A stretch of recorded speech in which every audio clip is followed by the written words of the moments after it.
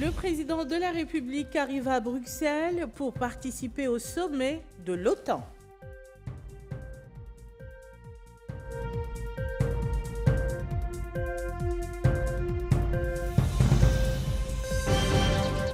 Le président de la République reçoit au palais présidentiel une délégation de haut niveau de l'Union européenne.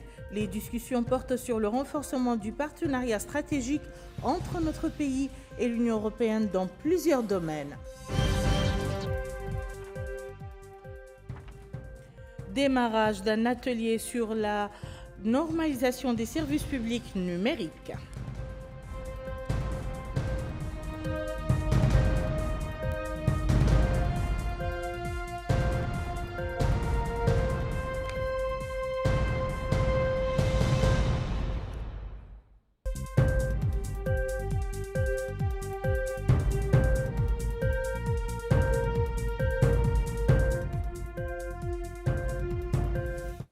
Mesdames, Messieurs, bonsoir et bienvenue dans le journal. Le président de la République, M. Mohamed El Ghazouani, est arrivé cet après-midi à Bruxelles pour une visite en Belgique au cours de laquelle il rencontrera les dirigeants de l'OTAN et de l'Union européenne.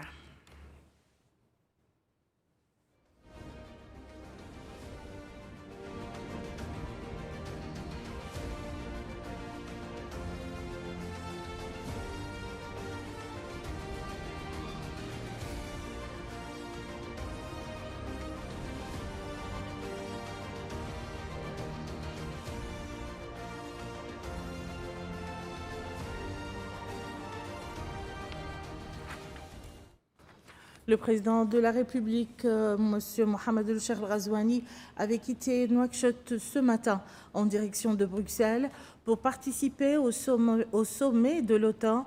À son départ, le président de la République a été accueilli à l'aéroport international de Nouakchott-Oumtounsi par le Premier ministre, M. Mokhtar Ould Diaye, le ministre secrétaire général de la présidence de la République, M. Moulay Mohamed Laqdab, les ministres conseillers à la présidence de la République, M. Mohamed Mahmoud Ould Cheikh Abdallah Ben Boye et Mme Aïssata Ba Yahya, le ministre de la Justice, M. Mohamed El Souaidat, le ministre de la Défense, des Affaires des retraités et des enfants des martyrs, M. Hanan El Sidi, le ministre de l'Intérieur, de la promotion de la décentralisation et du développement local, M. Mohamed Ahmed El Mohamed El Amin, la directrice adjointe du cabinet du président de la République, Mme Gandega Fatimata, le wali de Nouakchott-Ouest, M. Hamoud Ould Mohamed, et la vice-présidente de la région de Nouakchott, Mme Mahawa Sidibé.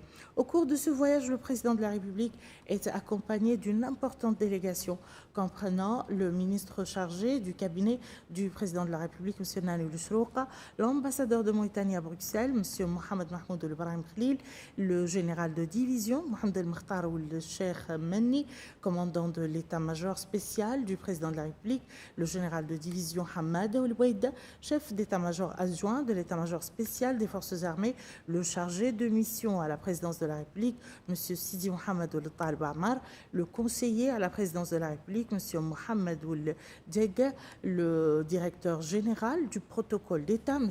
Hassan Ould Ahmed. Le président de la République, M. Mohamed El Ghazouani, a reçu hier soir au palais présidentiel une délégation de haut niveau de l'Union européenne conduite par M. Manus Brunner, commissaire européen aux affaires intérieures et à la migration. La réunion a porté sur les relations de coopération existantes entre notre pays et l'Union européenne et les moyens de les renforcer et de les développer, notamment dans les domaines de la migration et de la sécurité et dans d'autres secteurs tels que le commerce et les économies numériques et vertes. À sa sortie de l'audience, le commissaire européen a affirmé que la Mauritanie est un partenaire stratégique extrêmement fiable pour l'Union européenne, soulignant que ce partenariat se traduit dans de nombreux domaines et par un réseau de relations solides. Il a ajouté que ce partenariat englobe divers secteurs tels que l'économie numérique, l'économie verte, le commerce, la gestion des migrations et la sécurité. Était présent à cette réunion le ministre chargé du cabinet du président de la République, M. Nanoul Chrouqa, le ministre de l'Intérieur, de la décentralisation et du développement local, Mohamed Ahmed Mohamed Lemine, et le conseiller du président de la République, Harouna Traoré. Le ministre de la Défense, des Affaires des retraités et des enfants des martyrs, M. Hanan Ould-Sidi, a reçu cet après-midi dans son bureau à Nouakchott son Excellence M. Joaquin Tasso Villalonga, ambassadeur et chef de la délégation de l'Union européenne accrédité en Mauritanie. La réunion a discuté des relations de coopération et de partenariat existantes entre la Mauritanie et l'Union européenne et les moyens de les renforcer et de les développer pour servir les intérêts communs, notamment dans le domaine assigné au secteur. La réunion s'est déroulée en présence du secrétaire général du ministère et du directeur des relations extérieures. Les travaux d'un atelier spécialisé sur la standardisation des services numériques gouvernementaux ont démarré aujourd'hui à Nouakchott. L'atelier vise à établir un cadre standard national unifié qui assure la cohérence dans la conception et le développement des services numériques. Le point avec Maïmouna Lo. Définir un cadre commun pour l'architecture des services numériques gouvernementaux afin de garantir leur sécurité et leur efficacité, tout en renforçant la confiance des citoyens dans l'administration en ligne. Tel est l'objectif de cet atelier organisé par le ministère de la Transformation numérique et de la modernisation de l'administration.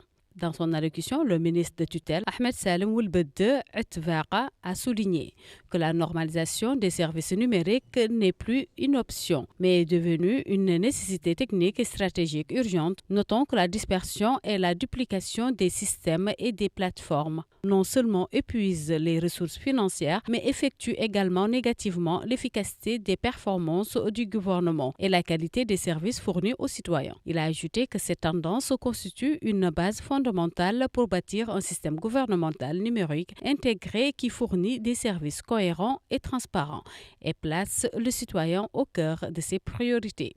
De son côté, le représentant de l'ambassade de la République fédérale d'Allemagne en Mauritanie a mis en exergue l'importance de cet atelier pour le pays. La transformation numérique revêt une importance géostratégique particulière pour la Mauritanie.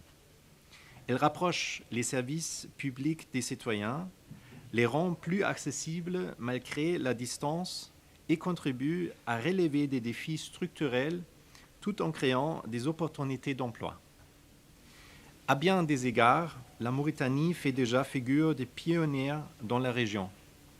L'enjeu est désormais de garantir une qualité d'interaction toujours égale, afin que l'État se présente comme un prestataire unique, cohérent et fiable aux yeux des citoyens. L'experte a présenté plusieurs communications mettant en lumière les enjeux de la standardisation et proposant des pistes pratiques pour améliorer l'architecture des services numériques gouvernementaux. Les travaux d'un atelier technique pour lancer le projet programme d'assistance technique pour un accès facilité à l'énergie propre et renouvelable ont démarré aujourd'hui à Nouakchott. L'atelier s'inscrit dans le cadre des efforts du gouvernement visant à renforcer la transition énergétique et parvenir à un accès universel à l'électricité d'ici 2030. Habsalo. Accélérer la transition énergétique et élargir l'accès à une électricité propre. C'est l'objectif d'un atelier technique ouvert à Nouakchott à l'initiative du ministère de l'Énergie et du Pétrole en partenariat avec l'Union européenne. Cette rencontre marque le lancement d'un programme d'assistance technique pour un accès facilité à l'énergie propre et renouvelable. Un programme inscrit dans la stratégie nationale visant un accès universel à l'électricité à l'horizon 2030. À cette occasion, le ministre de l'Énergie et du Pétrole a indiqué: cet atelier s'inscrit dans le cadre du partenariat stratégique entre la Mauritanie et l'Union européenne, renforcé lors du Global Gateway Forum tenu à Bruxelles en octobre 2023, à l'occasion du lancement de l'initiative Team Europe consacrée au développement du secteur de l'énergie et de l'hydrogène vert en Mauritanie, en présence de son Excellence, Monsieur le Président de la République, Monsieur Mohamed Ould Cheikh Al Ghazouani, et la Présidente de la Commission européenne, Madame Ursula von der Leyen. Ce partenariat accompagne la mise en œuvre de la stratégie nationale de transition énergétique, le développement des infrastructures et le renforcement des capacités institutionnelles, afin de garantir un accès durable, fiable et abordable à l'énergie pour tous. Sous la conduite de son Excellence, Monsieur le Président de la République, le gouvernement mauritanien a engagé une réforme profonde du secteur de l'énergie avec un objectif clair, atteindre l'accès universel à l'électricité à l'horizon 2030. De son côté, le représentant de l'Union européenne en Mauritanie a affirmé que ce soutien contribue à renforcer les réformes en cours et à accompagner le développement du secteur énergétique. L'Union européenne et la Mauritanie partagent une ambition commune, celle de garantir un accès universel à une énergie propre, durable et abordable pour tous les citoyens. Cet objectif s'inscrit dans le pacte national de l'énergie, nécessite des transformations profondes du secteur, tant sur les plans institutionnels que techniques. Le travail déjà réalisé par les équipes du consortium, en étroite collaboration avec vos institutions, a permis d'identifier les besoins prioritaires et de proposer des plans d'action adaptés. Cet atelier a réuni les principaux acteurs du secteur experts et partenaires techniques autour de mécanismes destinés à accompagner les politiques nationales dans le domaine des énergies renouvelables. Une initiative qui vise à consolider les efforts engagés pour faire du secteur énergétique un levier de développement durable et d'accès universel à l'électricité. Plusieurs membres du gouvernement ont tenu une conférence de presse hier soir pour présenter les mesures prises afin d'atténuer l'impact de la hausse des prix des carburants sur l'économie nationale et le niveau de vie des citoyens. Les ministres ont abordé les diverses répercussions de ces hausses, soulignant que l'État assumerait une part importante du coût de l'énergie. Vocabulaire Labanzan des plus. La Mauritanie prend le taureau par les cornes face à la perturbation des chaînes d'approvisionnement et une hausse significative des prix des hydrocarbures sur les marchés mondiaux. D'ailleurs, le ministre des Affaires économiques et du Développement, Abdullahi Ould Suleiman Ould Cheikh Sidiya, a déclaré que les politiques rationnelles poursuivies par le gouvernement sous les hautes directives du président de la République, M. Mohamed Ould Cheikh Al Ghazouani, ont permis à l'État d'atteindre des marges financières équilibrées, contribuer au financement d'ambitieux programmes de développement et renforcer sa capacité de résistance face à cette circonstance exceptionnelle et sans précédent. Il a indiqué que la hausse rapide des prix du carburant a un certain nombre d'impacts économiques, étant donné qu'il s'agit d'un intrant essentiel dans diverses activités productives. Concernant les répercussions de cette crise sur le budget, le ministre a indiqué que le prix du pétrole atteignant $112 le baril coûtera à l'État, dans le cadre des subventions au carburant au cours de l'année 2026, environ 168 milliards d'ouguiyas, un montant qui comprend les subventions pour le diesel, l'essence, le gaz de cuisine et les intrants de production d'électricité. À son tour, le ministre de l'Énergie et du Pétrole, Mohamed Ould Khaled, a passé en revue l'évolution des prix mondiaux des carburants, expliquant que le prix de la tonne de gasoil est passé de $726 avant la guerre à $1 318 vendredi dernier, soit une augmentation de 82%, tandis que le prix de la tonne d'essence est passé de $699 à $1 072, soit 53%,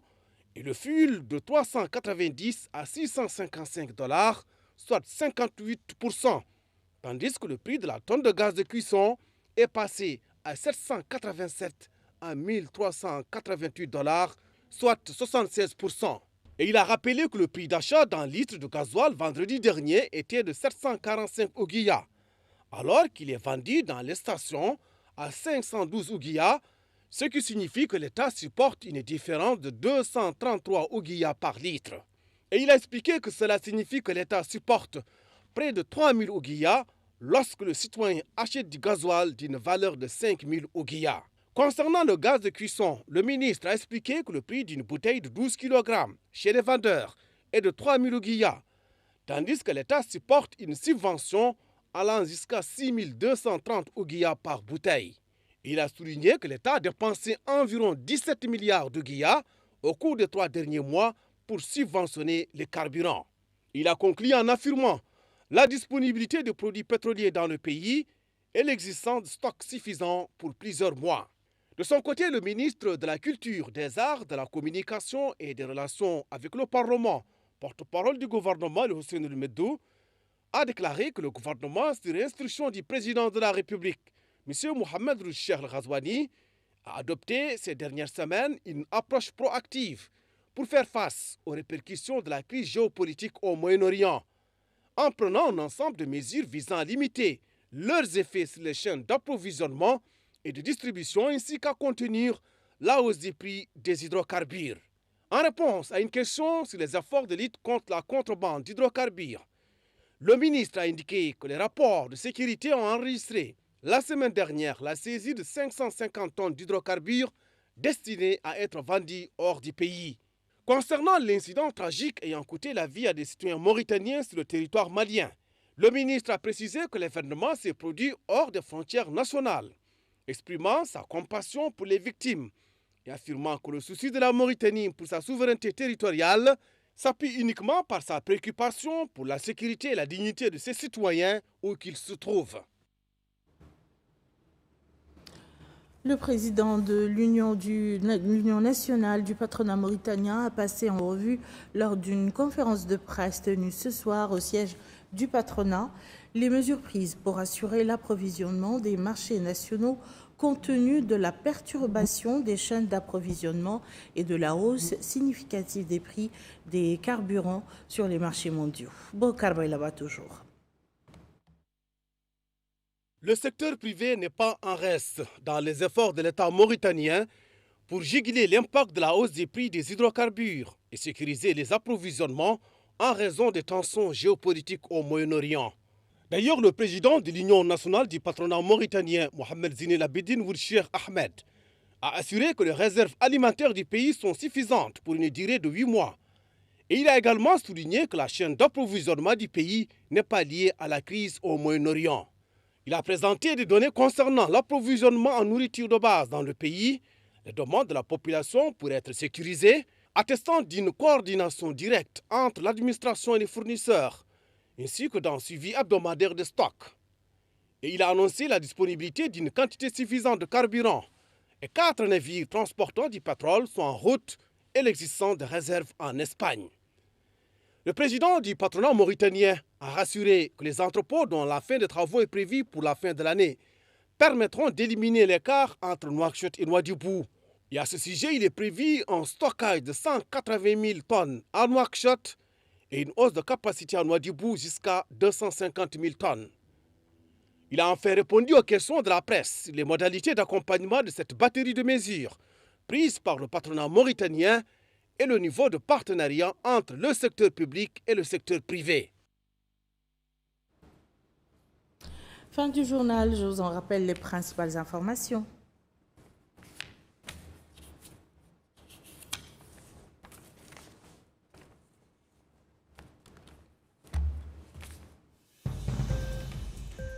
Le président de la République arrive à Bruxelles pour participer au sommet de l'OTAN.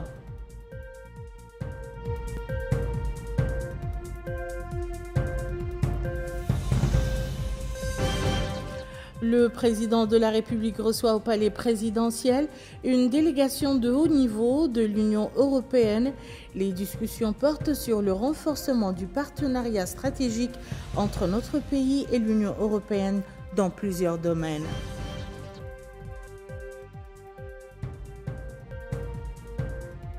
Démarrage d'un atelier sur la normalisation des services publics numériques.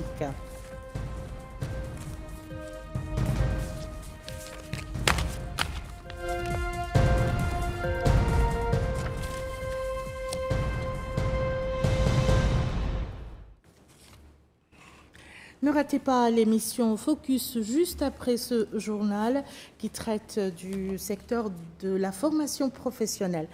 Merci, Madame, Monsieur, de nous avoir suivis. Je vous rencontre demain, Inch'Allah.